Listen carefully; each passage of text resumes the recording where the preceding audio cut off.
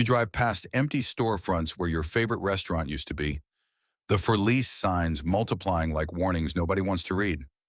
Ontario's economic foundation is cracking beneath our feet, and when it gives way, these 10 cities won't just struggle, they'll fall first and hardest. Thunder Bay already lost 8% of its population since 2016, while Windsor's real estate values dropped 12% in just 1 year. These aren't isolated incidents. They're early tremors of something bigger coming. If you live in one of these places or know someone who does, what happens next could change everything overnight. Thunder Bay. Thunder Bay sits at the head of Lake Superior, looking prosperous from the highway with its massive grain terminals and busy port. But drive through the neighborhoods and you'll see a different story unfolding. This city handles 40% of Canada's grain exports, moving over 10 million tons annually through its port facilities. Yet that impressive statistic masks a dangerous vulnerability that's already showing cracks. The numbers tell the real story. Thunder Bay's population dropped 8% since 2016, the steepest decline among major Ontario cities. Young people aren't just leaving for university, they're not coming back. Youth unemployment sits 15% above the provincial average, and when you dig deeper, you understand why. The port employs thousands during harvest season, but offers little year-round stability for anyone under 30. Here's what makes Thunder Bay so fragile. Everything depends on grain moving through the Great Lakes shipping system. When global grain prices drop or shipping routes change, the entire local economy feels it within weeks. The 2020 pandemic showed just how quickly things can unravel. Port activity plummeted 30% overnight, triggering layoffs that rippled through restaurants, retail stores, and service businesses throughout the city. But competition is tightening the squeeze even further. Vancouver's port expansions and new rail connections are pulling grain shipments west, while upgraded facilities in Montreal capture eastern markets. Thunder Bay's share of Canadian grain exports dropped from 45% to 40% in just 3 years, and industry analysts predict further declines as infrastructure investments favor other routes. The human cost is becoming visible everywhere. Downtown Thunder Bay has 23% commercial vacancy rates, nearly double the provincial average. Families who built their lives around seasonal port work now struggle through longer off-seasons with fewer opportunities. Even the city's budget feels the strain, with property tax revenues declining as population drops and commercial values stagnate. While Thunder Bay struggles with geography and shipping, another northern city faces even more isolation challenges. Sudbury. Sudbury's skyline tells a story of prosperity built on what lies beneath the ground. The massive head frames and processing facilities of Vail and Glencore dominate the landscape, employing thousands and generating billions in revenue. But walk through the residential neighborhoods and you'll notice something troubling. Too many houses for sale, too many young families packing up, and too many conversations about whether it's time to leave. 25% of Sudbury's economy depends directly on these two mining giants. That's not just the miners themselves, but the contractors, suppliers, restaurants, and retail stores that exist because mining paychecks flow through the community. When nickel prices dropped 35% in 2023, both companies announced immediate layoffs affecting over 1,500 workers. The ripple effects hit within weeks. Here's the part that should worry everyone. Automation is accelerating faster than anyone expected. Vail's new automated hauling systems eliminated 200 jobs last year alone, and company executives openly discussed plans to cut 40% of traditional mining positions by 2030. Remote-controlled equipment and artificial intelligence don't need lunch breaks, benefits, or local housing. The numbers paint a stark picture. Sudbury's unemployment rate jumped to 8.4% following the recent layoffs, well above Ontario's provincial average. But here's what makes recovery so difficult. The healthcare and retail sectors that might absorb displaced workers simply can't handle the volume. Local hospitals are already understaffed, and downtown retail vacancy rates hit 18% as consumer spending dropped. You'd be surprised how quickly a mining town can hollow out when the industry contracts. Families with transferable skills leave first, taking their spending power with them. Those who remain face declining property values, reduced city services, and fewer opportunities for their children. The cycle accelerates as businesses close and tax revenues shrink. From mining dependency in the north, we move to manufacturing vulnerability in southwestern Ontario. Windsor. Windsor's Ambassador Bridge carries more trade between Canada and the United States than any other crossing, with billions in goods flowing daily between two nations. The city built its identity around automotive manufacturing, and for decades that strategy worked brilliantly. But drive through Windsor today, and you'll see the cracks forming in what once seemed like an unshakable foundation. 32% of Windsor's workforce depends directly on the automotive sector. That's not just assembly line workers, but engineers, parts suppliers, logistics coordinators, and thousands of support jobs that exist because cars get built here. When Ford announced its Oakville plant closure in 2023, eliminating 5,000 jobs, Windsor felt the shock waves immediately. Those weren't just statistics. They were neighbors, family members, and customers who suddenly had no income. The electric vehicle transition is reshaping everything faster than most people realize. Traditional combustion engine plants require massive retooling investments that many companies simply won't make. Meanwhile, new electric vehicle factories are being built closer to battery suppliers and tech centers, often bypassing established automotive cities like Windsor entirely. But here's the bigger threat. Cross-border trade policies could devastate Windsor overnight. The city's economy depends on seamless movement of goods and workers between Canada and the United States. Industry analysts warn that proposed trade policy changes could reduce cross-border commerce by 60%, turning Windsor's greatest geographic advantage into a liability. The housing market already reflects these concerns. Real estate values dropped 12% year over year, the steepest decline in southwestern Ontario. Commercial vacancy rates downtown hit 21% as businesses struggle with reduced foot traffic and spending power. You can see entire blocks where storefronts that thrived for decades now display "for lease" signs. What happens to a city when its primary industry undergoes fundamental transformation while international trade relationships become unpredictable? Windsor may be showing us the answer in real time.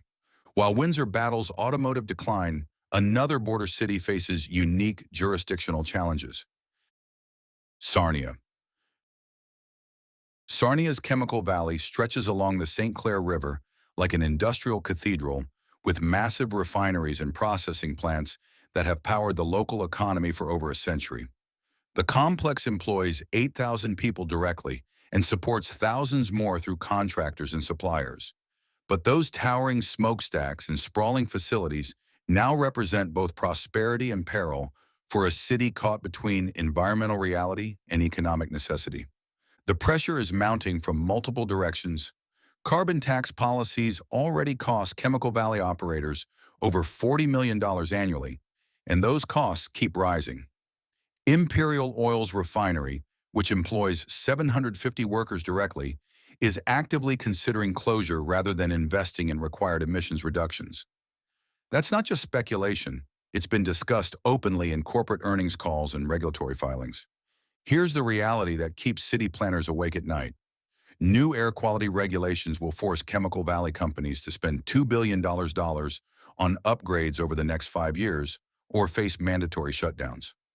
Many facilities are already operating on thin margins due to international competition and fluctuating energy prices.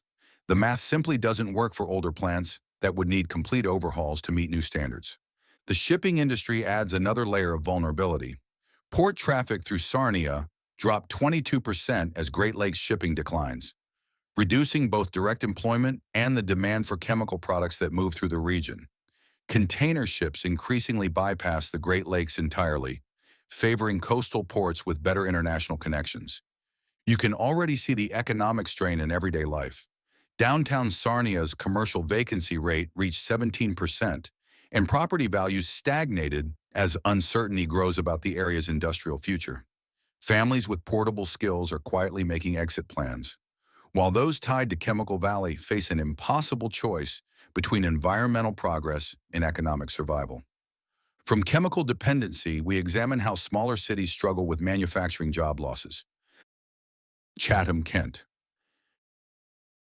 Chatham, Kent sprawls across some of Ontario's richest farmland, where endless fields of corn, soybeans, and tomatoes once guaranteed steady work in processing plants that turned crops into canned goods and frozen foods. Drive through the region today and you'll still see those fertile fields. But the factories that made this area an agricultural powerhouse are disappearing one by one, leaving entire communities scrambling for alternatives that simply don't exist. The unemployment rate tells a story: 7.8%, the highest in southwestern Ontario. That number has barely budged since the Heinz plant closure in 2014 eliminated 740 jobs in a single devastating blow. A decade later, the economic wound still hasn't healed. Former Heinz workers either left the region entirely or accepted lower-paying positions that don't come close to replacing those lost manufacturing wages. Climate change is reshaping the agricultural foundation that everything else depends on. Extreme weather events damage crop yields by 15% over the past 3 years, reducing demand for local processing capacity. Meanwhile, automation eliminates jobs faster than the agricultural sector can create new ones. Modern processing facilities require half the workforce of older plants, and many companies find it cheaper to build automated facilities elsewhere than upgrade existing operations. The human cost shows up in the demographics. Young people leave Chatham-Kent at a rate 23% higher than the provincial average, taking their energy and spending power with them. Main streets in towns like Chatham, Dresden, and Wallaceburg feature too many empty storefronts and too few customers to support the businesses that remain. What happens when a region built on agricultural abundance can no longer convert that abundance into stable employment? Chatham-Kent offers a glimpse of the answer: slow decline disguised as rural tranquility, where the land remains productive but the people who work it can't make a living. Agricultural challenges extend beyond processing to affect entire regional economies. North Bay. North Bay sits on the shores of Lake Nipissing, looking stable and secure with its government buildings, military base, and established institutions that have anchored the local economy for generations. Many residents work for federal agencies or 22-wing military base, drawing steady paychecks that seemed immune to the boom-bust cycles affecting resource-dependent communities. But that sense of security is evaporating as Ottawa's budget pressures force cuts that hit government towns hardest. The numbers reveal a troubling pattern.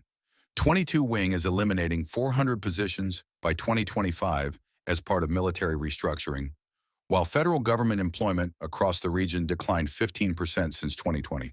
These aren't just statistics. They represent the backbone of North Bay's middle class disappearing through attrition and downsizing that shows no signs of slowing. Population decline accelerates the problems. North Bay lost 6% of its residents in the last census period, and the trend is worsening as younger federal employees transfer to larger centers or leave government service entirely. When government workers leave, they take their spending power with them, creating a cascade effect through local businesses that depend on stable customer bases. Infrastructure consolidation compounds the employment losses. Hospital services are being centralized to reduce costs, eliminating dozens of healthcare positions, while school board consolidations cut administrative and teaching jobs. These changes might make fiscal sense on paper, but they remove another layer of stable employment from a community already struggling with federal cutbacks. The housing market reflects the broader economic uncertainty. Property values stagnated while neighboring communities grew, and downtown commercial vacancy rates climbed to 16%. You can walk North Bay's main streets and count the empty storefronts that once housed thriving businesses supported by government paychecks. What happens when a city built on public sector stability faces systematic downsizing from its primary employer? North Bay is discovering that government dependency can be just as risky as relying on private industry. Government dependency creates different vulnerabilities than private sector reliance. Sault Ste. Marie.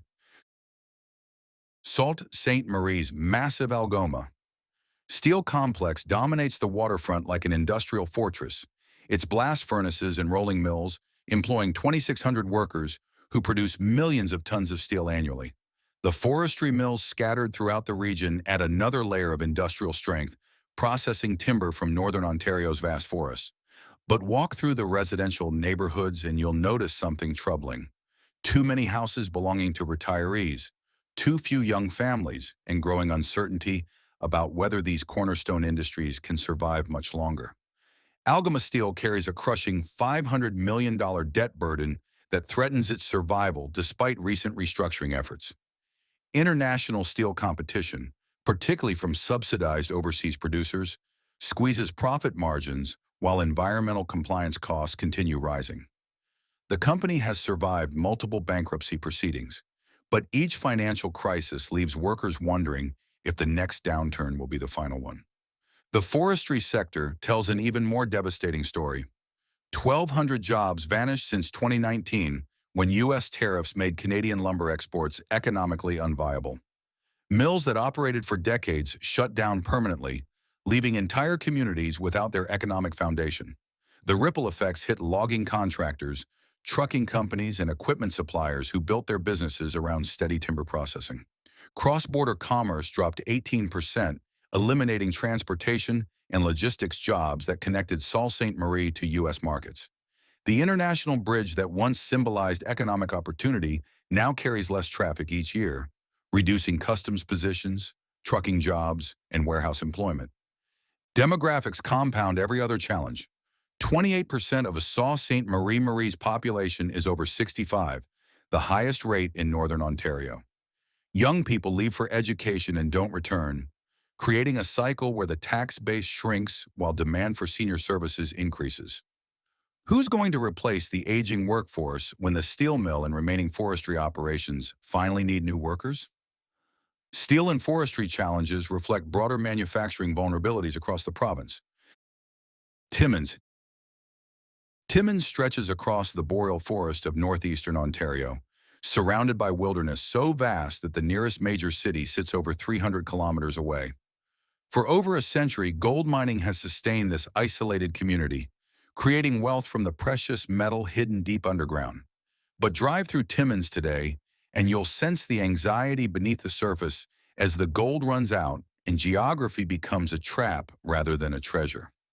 Gold production dropped 30% as high-grade ore deposits near depletion, forcing mining companies to dig deeper and spend more for smaller yields. The economics are becoming unsustainable, and Newmont Corporation is actively considering closure of its Porcupine operations, which would eliminate 1,400 jobs in a single devastating blow. That's not just speculation. It's been discussed openly in corporate earnings calls and feasibility studies. Geographic isolation makes recovery nearly impossible when major employers leave. Unlike southern Ontario cities that can attract alternative industries, Timmins sits too far from major transportation corridors, suppliers, and customer bases to interest most businesses. The cost of shipping goods in and out makes manufacturing economically unviable, while service industries can't survive without a stable population base. The cost of living tells the brutal truth about isolation economics. Everything costs 25% more than the provincial average despite wages that haven't kept pace with inflation. Groceries, gasoline, utilities, and consumer goods all carry premium prices because of transportation costs and limited competition.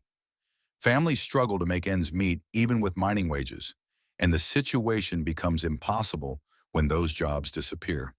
You can already see the warning signs throughout the community. Commercial vacancy rates downtown hit 21%, and property values stagnated as uncertainty grows about the mining sector's future. Young people leave for education and don't return, understanding that career opportunities simply don't exist in a one-industry town facing industry decline. Mining towns share similar isolation challenges, but some face additional demographic crises. Elliott Lake. Elliott Lake reinvented itself as Canada's retirement haven after uranium mining collapsed in the 1990s, marketing affordable housing and natural beauty to seniors seeking peaceful golden years. The strategy worked brilliantly at first, attracting retirees who bought homes, supported local businesses, and created a stable tax base. But walk through the community today and you'll discover that the retirement paradise model has become an economic nightmare that's slowly strangling the city. 45% of Elliott Lake's population is over 65, creating service demands that no small community can sustain. The math simply doesn't work when nearly half your residents require increasing healthcare, transportation, and social services while contributing minimal economic activity. Property taxes skyrocketed 35% in just 5 years as the city desperately tries to fund services for an aging population with a shrinking workforce. Healthcare infrastructure is collapsing under the strain. The hospital emergency department reduced hours due to chronic staff shortages, forcing seniors to travel over an hour to Sudbury for urgent care. Recruiting healthcare professionals to an isolated community with limited career opportunities has become nearly impossible, creating a crisis that worsens each year as the population ages further. The economic foundation continues eroding as spending power declines. Retail and service businesses close regularly because seniors on fixed incomes can't support the commercial activity needed to sustain local commerce. Downtown vacancy rates reach 28%, and many remaining businesses survive only because they have no competitors rather than because they're thriving. Young workers flee as quickly as they arrive, understanding that career opportunities don't exist in a community designed exclusively for retirees.